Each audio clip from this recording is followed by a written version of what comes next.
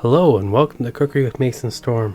On today's episode we're going to be making cinnamon buns, but we're going to be making them chocolate. There's two different ways you can do this. You can either make the bun part chocolate, or you can add chocolate to the cinnamon part, and we're going to be doing the first type, so stay tuned.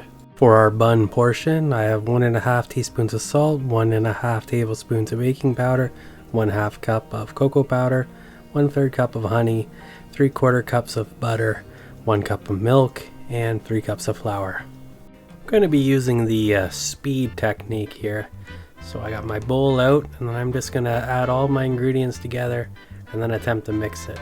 I'm going to try to sift the flour, the cocoa powder, and the baking powder. You don't really need to ever sift salt, but sifting the other stuff is usually a best practice. The baking powder can kind of clump up, and that's kind of gross. Cocoa powder is known to clump up. Usually there's other stuff you can extract from your flour when you sift it, so sifting everything is not a bad idea. The only problem with doing things this way is that it becomes a little bit more difficult to do the actual mixing process due to the large amount of stuff needing to be mixed. The more proper way to do this would be to get a large sifter and sift all the siftable ingredients together. That way they're all nice and combined before you add any of your liquids to the process. This will really help keep everything mixed because everything kind of starts mixed. So when we add in our honey and our milk, half the work's already done for you, and then it's just a matter of manually mixing. The other issue is too that this butter is still a little bit on the cool side. Even though it was really soft, it still required some effort to kind of mix around, so you do get a little bit of clumping there, and I had to move over to using the other mixing method, the countertop, and kind of kneading it, even though that there was no yeast in the dough and it didn't really need to be kneaded. This just shows that even when you skip steps and try to speed things up, sometimes it takes a lot longer than you'd expect. I spent a lot more time mixing this dough than I probably would have had I mixed things together in smaller amounts or pre-mixed the ingredients so that less mixing was required. But at the end of the day, it's no big deal, not the end of the world. Rolling with the punches is the way you do it.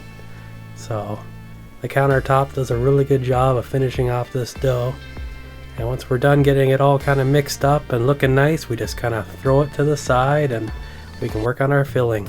For our ingredients for the filling, I have 1 teaspoon of vanilla, 1 tablespoon of cinnamon, 1/4 cup of butter, 1 cup of brown sugar, 1/4 cup of white sugar.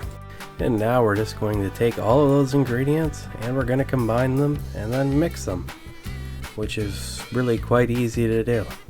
Although, not learning my lesson from the previous step, I decided not to heat up the butter, which would have made mixing this a whole lot easier.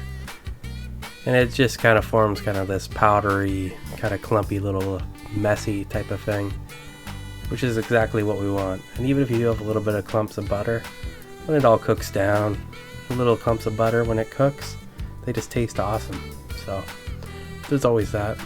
As far as the brown sugar goes, when you're selecting your brown sugar, it doesn't really matter which type you use. There's the stronger and the lighter styles of brown sugar. You can also take white sugar and just add molasses to it, because that's all brown sugar is anyway, in case you didn't know.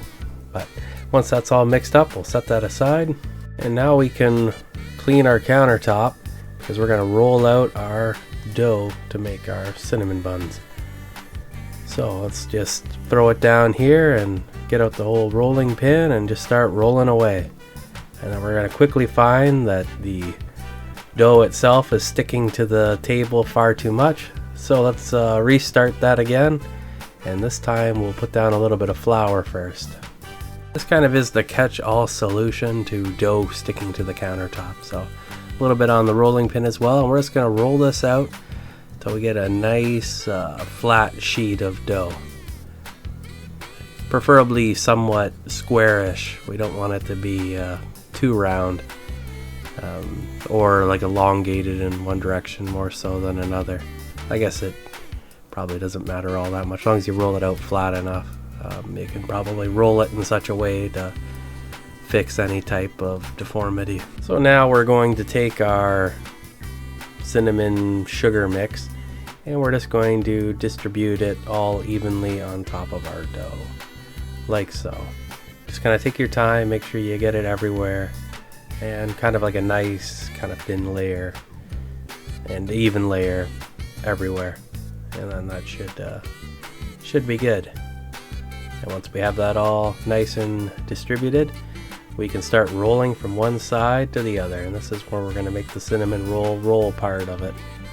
And once that's all rolled up, then we can get ourselves a pan, and then we're going to butter up our pan, that way nothing sticks to it.